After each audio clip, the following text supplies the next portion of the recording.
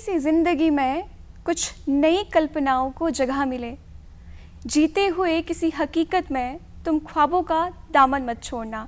नमस्कार दर्शकों, आप देख रहे हैं डीडी हिमाचल, हिमाचल के रंग दूरदर्शन के संग। मेरा नाम है मेघा शर्मा और कार्यक्रम खेल जगत में हम आपका हार्दिक स्वागत करते हैं, अभिनंदन करते हैं। दर्शकों, खेल जगत में हम आपको खेल के बारे में तो जानकारी मुहैया करवाते ही हैं, साथ ही आपको मिलवाते हैं उन विभिन्न स्पोर्ट्स पर्सन से जिन्होंने खेल जगत में अपना एक नाम कमाया। इसी कड़ी में हमारे आज के कार्यक्रम का अहम विषय रहेगा हिमाचल में फुटबॉल दशा और दिशा। और इस विषय पर ज़्यादा बातचीत करने के लिए आज हमारे साथ स्टूडियो में जुड़े हैं मिस्टर दीपक शर्मा जी, जो हिमाचल फुटबॉल एसोसिएशन के महासचिव है। सर, बहुत बहुत स्वागत करते हैं हम आपका हमारे स्टूडियो में आने के लिए। Thank you much. सर, सबसे पहले तो मैं चाहती हूँ कि आप हमारे दर्शकों को अपना तारुफ दें, अपने बारे में थोड़ा बताएं।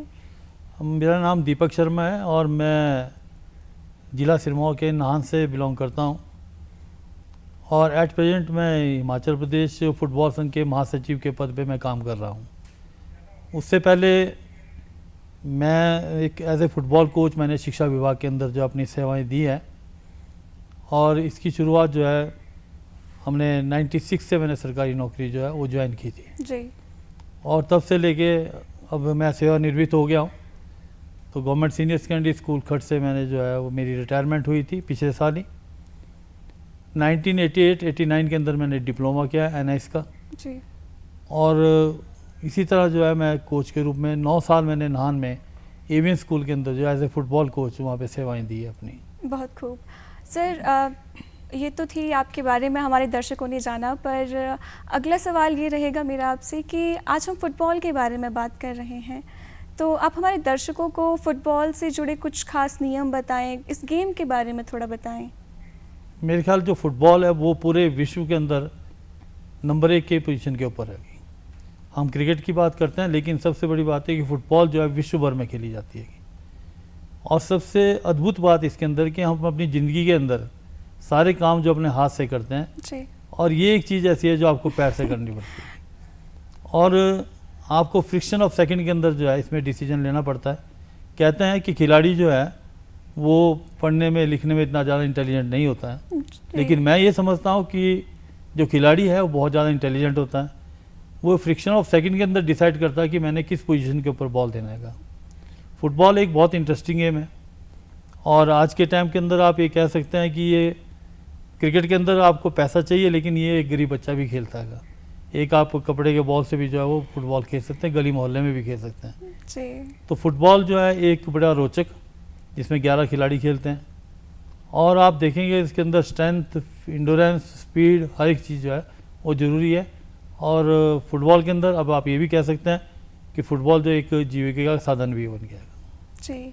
सर, आपने बताया कि जो खिलाड़ी होते हैं वो पढ़ने में अच्छे नहीं होते लेकिन फिर भी वो जो है एक अच्छे डिसीजन मेकर होते हैं। खैर, बदल रहा है समय, अब पढ़ाई के साथ साथ लोग स्पोर्ट्स में भी आगे आ रहे हैं, लेकिन फुटबॉल की ही बात करते हैं। अभी आपने कुछ बताया कि जैसे कि एक क्विक उनको डिसीजन लेना होता है, इसके अलावा और क्या क्या खासियत होनी चाहिए एक फुटबॉल खिलाड़ी के अंदर?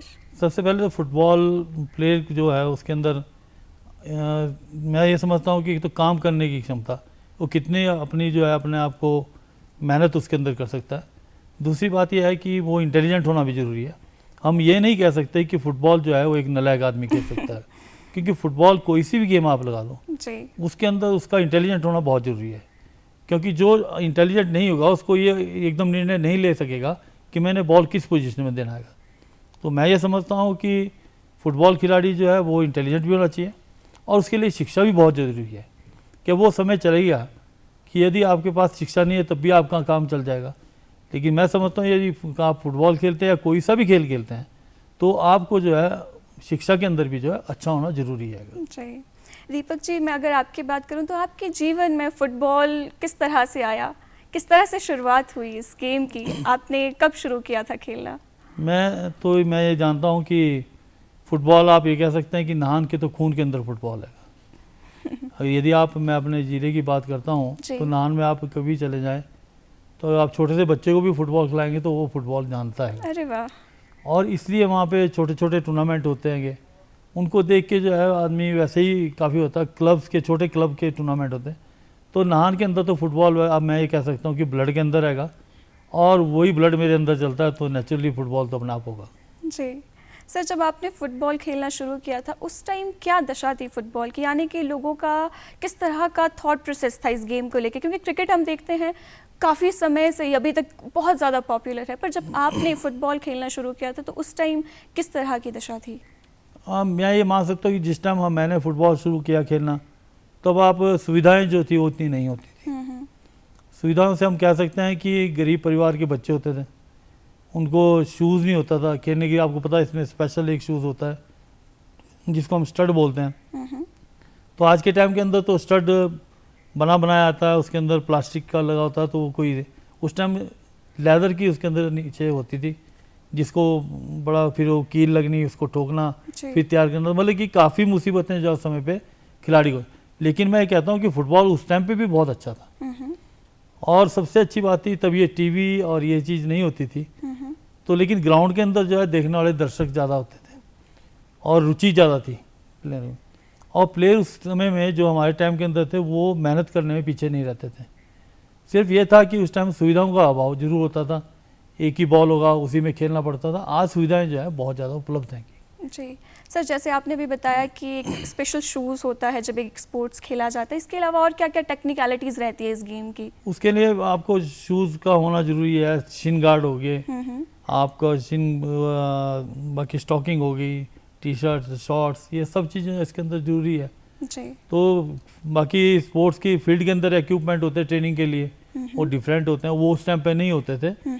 मैं आपको बड़ी एक रोचक बात बता दूं कि जिस टाइम हम खेलते थे तो हमारे कोच क्या करते थे, कोन्स नहीं होते थे प्लास्टिक के, जो ग्राउंड के अंदर मार्कर हो गए, तो उन्होंने कोच ने हमारे वही शूज़ जो उतारे होते थे उनको रख देना, या पत्थर बाहर से उठा के उन्हीं का मार्कर और कोन बना के जो है उन्होंने अपना काम कराना। मुश्किल से ग्राउंड के अंदर 2 या 3 बॉल होते थे, तो इस तरह से काम चला है। लेकिन आज तो सुविधाएं बहुत ज़्यादा हैं। जी सर, अब अभी तक के सफ़र को कैसे देखते हैं आपने? जब आपने शुरू किया था खेलना, आप कोच भी रहे, आपने विभिन्न पदों पर सेवाएं दी, डिफरेंट जगह सेवाएं दी, तो किस तरह से देखते हैं आप अपने इस सफ़र को? बड़ा लंबा सफ़र है इस यहाँ तक पहुँचने के लिए। जी। मैंने जब डिप्लोमा किया, जब कॉलेज में रहे तब भी, तो कॉलेज में हमने मतलब कि फ़ुटबॉल को अपना एक मान के रखा कि फ़ुटबॉल हमने, पढ़ने में हम इतने अच्छे नहीं थे, खिलाड़ी थे। तो उस टाइम पे एक रीपेयर चलता था कॉलेज टाइम में, तो मेरे को आज बताते हुए कोई उसमें नहीं होता कि मैंने खेलने के पीछे अपने पेपर भी ड्रॉप किए हैं। अच्छा। सिर्फ एक ही नेशनल खेलने जाना था जी। और मैं फ़ुटबॉल को ही अपना एक वो समझता था कि मैंने फ़ुटबॉल के अंदर जाना है और इसको अपना कैरियर मानता था। तो उसके बाद मैंने फ़ुटबॉल को ही ज़्यादा प्रेफर किया। पढ़ाई में मीडियोकर थे, ज़्यादा अच्छे नहीं थे, कोई मेरिट में आने वाले ही नहीं थे, लेकिन ये था कि उसके अंदर हमने अच्छा किया, नेशनल लेवल पे खेले और फिर NISP की। तो इस तरह से मतलब कि मैं ये बोल सकता हूँ कि मेरा जीवन जो है शुरू से लेकर आज तक संघर्षपूर्ण रहा है। जी। और संघर्ष जारी है। जी सर, जैसे आपने बताया कि आपने नेशनल खेला है, तो उस एक्सपीरियंस के बारे में बताएं।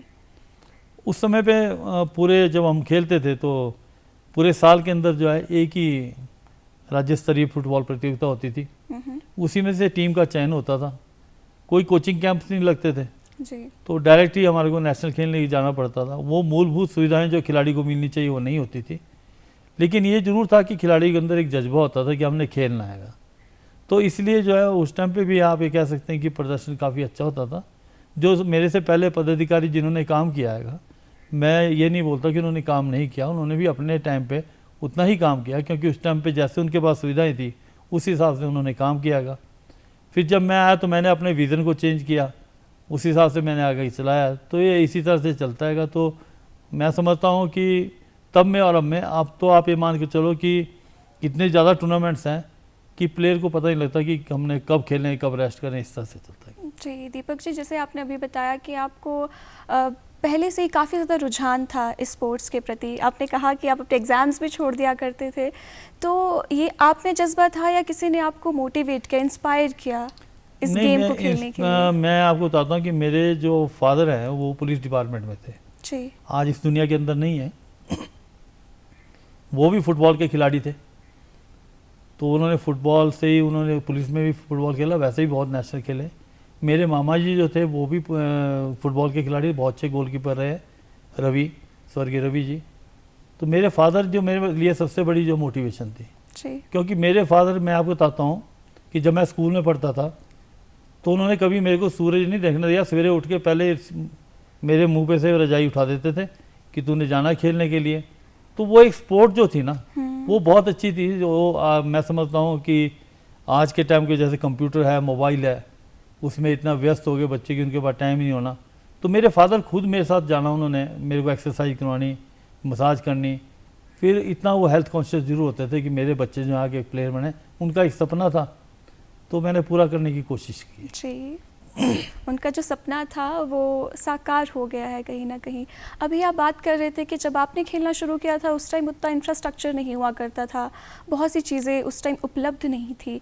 प्रेजेंट टाइम में क्या क्या चीज़ें जो हैं अब इस गेम को आगे बढ़ने की ओर, मतलब क्या क्या इंफ्रास्ट्रक्चर अभी है प्रेजेंट टाइम में? अगर मैं अपने स्टेट की बात करूँ, हिमाचल की बात करूँ। हिमाचल की बात करें तो मैं तो ये समझता हूँ कि आपको पता है कि हिमाचल प्रदेश के अंदर जितने भी ग्राउंड्स हैं, जितने भी हैं फील्ड, वो सारे मल्टीपर्पज़ हैं। उसमें आपकी हॉकी भी होनी है, उसके अंदर मेले भी होने हैं। तो वो एक सबसे बड़ी कमी जो है वो हमारे को हिमाचल में दिखती है कि हिमाचल के अंदर एक ग्राउंड का होना जो सिर्फ स्पेसिफिक फुटबॉल के लिए हो, तो वो कमी ज़रूर है, इंफ्रास्ट्रक्चर की कमी ज़रूर है।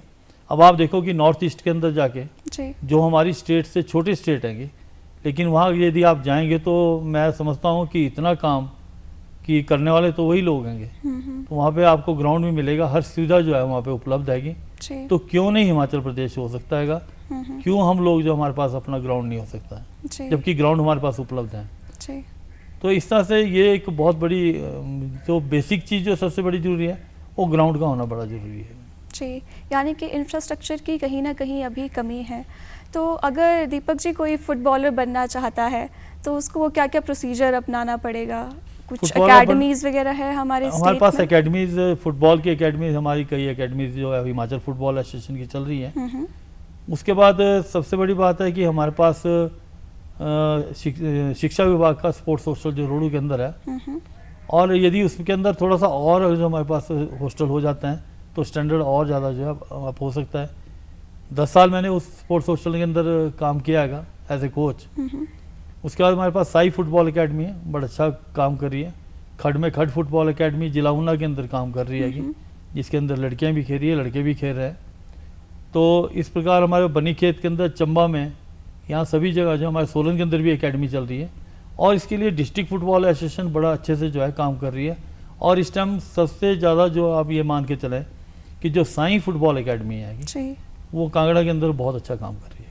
जी, तो यानी कि अगर कोई बच्चा जो है इस स्पोर्ट्स में आगे जाना चाहता है तो किसी एकेडमी में वो सीधा दाखिला ले सकता है कि उसका कुछ प्रोसीजर है? वो भी थोड़ा बताएं हमारे दर्शकों को। प्रोसीजर ये है रेखा जी, क्योंकि उसके अंदर सबसे बड़ी बात है कि इनके पास बोर्डिंग की फैसिलिटी नहीं है। अच्छा। तो वो डे, उनके पास जो बच्चे आते हैं वो डे बोर्डिंग होते हैं। हिमाचल प्रदेश फुटबॉल संघ हिमाचल प्रदेश सरकार के साथ मिलकर हम ये चाह रहे हैं कि मैं अभी पीछे मुख्यमंत्री साहब से मिला था, माननीय श्री सुक्खू जी से। तो मेरे जो प्रेसिडेंट हैं श्री सुनील शर्मा जी हिमाचल प्रदेश फुटबॉल संघ के, तो हमने एक योजना तैयार की है और मेरे को पूरा विश्वास है हिमाचल प्रदेश सरकार के ऊपर कि जो हम एक बोर्डिंग जो एक एकेडमी चाहते हैं कि अपना एक हमारा एक फुटबॉल एकेडमी हो हिमाचल फुटबॉल संघ की, और जिसके अंदर बच्चा आए, ठहरे और वो वहाँ पे खाए रहना भी रहे और ट्रेनिंग भी वहाँ पे प्रॉपर ढंग से लेता रहे। इसके लिए माननीय मुख्यमंत्री जी ने हमारे को पूरा आश्वासन दिया कि हम आने वाले समय में इसके लिए काम जरूर करेंगे। बहुत खूब। तो जैसे आपने बताया कि अभी आप मुख्यमंत्री जी के पास गए, उन्होंने आश्वासन दिया, लेकिन अभी तक इससे पहले जो है सरकार द्वारा क्या क्या नीतियाँ जो है चलाई जा रही थी इस गेम को और फ्लरिश करने के लिए, इससे पहले की अगर मैं बात करूं? मतलब पहले की यदि आप बात करते हैं तो उसमें जो है जो हमारे को डिस्ट्रिक्ट को ग्रांट देते हैं उसमें इंक्रीज़ हुई है। पहले ग्रांट कम होती थी, अब ग्रांट थोड़ी बढ़ाई है जी। स्टेट फुटबॉल एसोसिएशन के लिए भी ग्रांट बढ़ी है, लेकिन इस बारे में भी हमने श्री विक्रमादित्य जी हमारे खेल मंत्री हैं उनसे हमने बात करी थी। तो ग्रांट के लिए अभी पीछे मीटिंग हुई थी शिमला में, तो उन्होंने बड़ा अच्छा रिस्पांस हमारे को दिया है। मेरी पूरी आशा है कि जिस तरह से वो उन्होंने बात की है तो मेरे को लगता है कि खेलों के प्रति उनकी बड़ी रुचि है। तो जब ग्रांट बढ़ेगी, मूलभूत सुविधाएं मिलेगी, तो एक कुदरती बात है कि स्टैंडर्ड भी अपने आप जो है वो अप होगा। जी, अब मैं हिमाचल की बात करूं सर, तो हम देखते हैं स्कूल लेवल पे देख लो, कॉलेज में देख लो, बहुत सी खेलों से संबंधित प्रतियोगिता चलाई जाती है। तो फुटबॉल से रिलेटेड कुछ और प्रतियोगिताएं का आयोजन किया जाता है हमारे स्टेट में? मेघा जी, मैं आपको बताता हूँ कि हिमाचल के अंदर मैंने जैसे आपको बताया कि पहले सिर्फ एक राज्य स्तरीय सीनियर वर्ग के अंदर होती थी। आज मैं प्राउड फील करता हूँ कि हम साल के अंदर में, आप यकीन नहीं करेंगे कि सभी इतना हैरान होते हैं कि इस तरह से इतनी प्रतियोगिता हम हर एज ग्रुप के अंदर राज्य स्तरीय प्रतियोगिता करते हैं। जो भी टीम हमारी नेशनल के लिए खेलने जाती है उनका एक एक महीने का, जिसके अंदर प्रोफेशनल कोच बुला के बच्चों को प्रशिक्षित किया जाता है। तो इसी प्रकार उनका रहने खाने की हम फ्री व्यवस्था जो इसके अंदर करते हैं।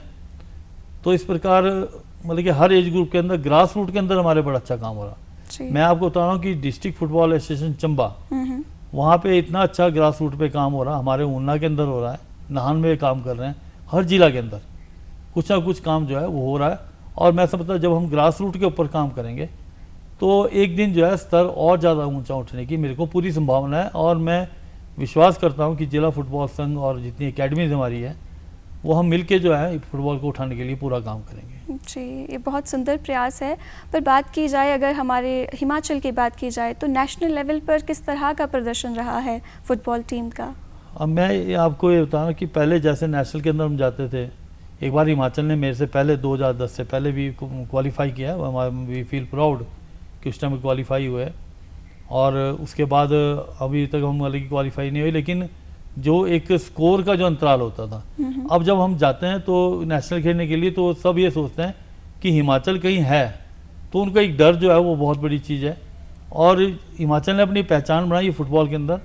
आज आप अगर जो हिमाचल को फुटबॉल में देखेंगे तो मेरे ख्याल से रैंकिंग के अंदर जो हम 53 या 52 के ऊपर हम आएंगे। तो इतने बड़े उसके अंदर जो हम यहाँ पे पहुँच रहे हैं, तो एक दिन जरूर आएगा कि हम और उस पर जाएंगे।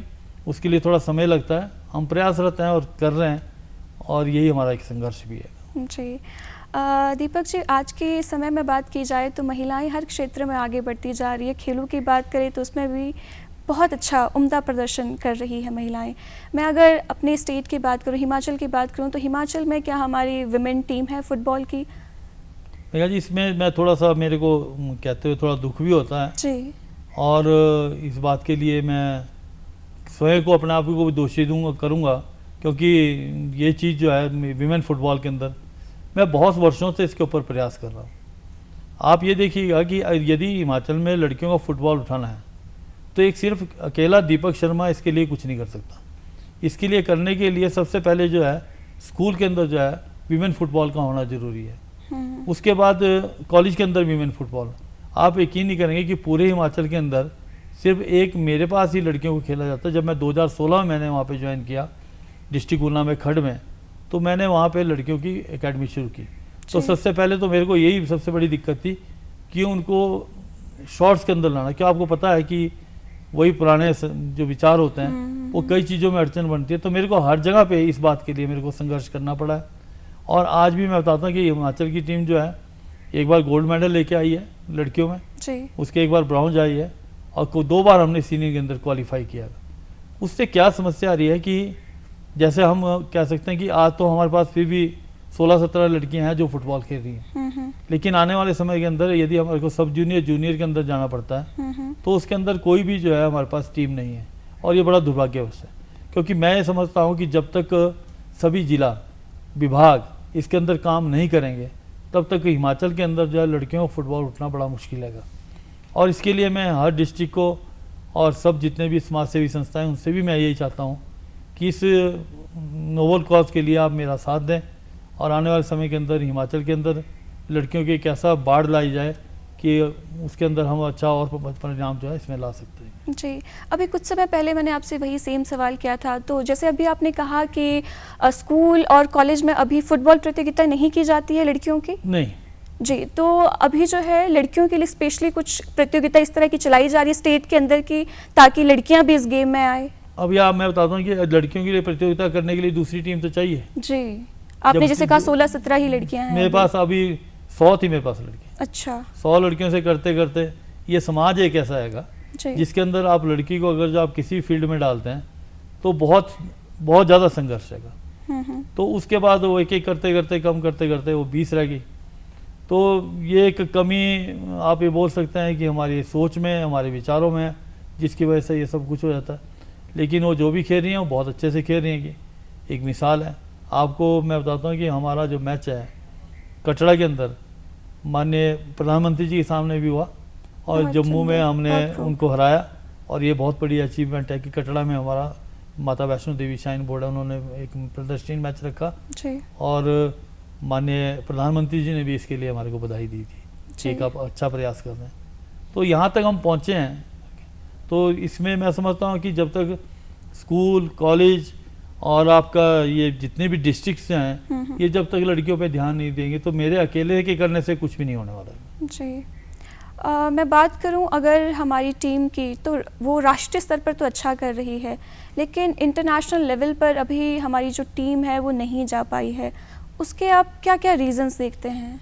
मैं यही बता रहा हूँ कि इंटरनेशनल लेवल के ऊपर भी आप ये बोल सकते हैं कि हमारे 2010 में मैं सेक्रेटरी बना, उसके बाद एक नेशनल के अंदर कलकत्ता के अंदर जो हुआ था जूनियर नेशनल, वहाँ आप रोडू से एक लड़का है विशाल कैद, वो खेलने गया, उसने सिलेक्शन ली और पहले साल के अंदर इंडिया कैंप में आना और इस बार जो ISL आई है उसमें बेस्ट गोलकीपर आना, ये बहुत बड़ी बात है और वो इंडिया खेल रहा है। और इसी प्रकार मैं समझता हूँ कि आहिस्ता आहिस्ता जो है हमारे बच्चे जो है इंडिया खेलेंगे। जी बात की जाए केंद्र सरकार की, तो केंद्र सरकार द्वारा जो है खेलों से संबंधित बहुत सी स्कीम्स चलाई जा रही है। तो फुटबॉल की अगर मैं बात करूं तो इससे रिलेटेड क्या क्या चीज़ें हैं जो की जा रही है? मैं आपको बताऊं कि केंद्र सरकार की जो योजनाएं आएंगी, अगर जो आप योजनाओं को देखें तो बहुत अच्छा, मतलब कि इसके अंदर एक वो है, हमारे खेल मंत्री श्री अनुराग ठाकुर जी माननीय जो खेल मंत्री हैं, उन्होंने उससे पहले जो है एक यहाँ पे ऊर्जा एक प्रोग्राम शुरू किया था। अच्छा।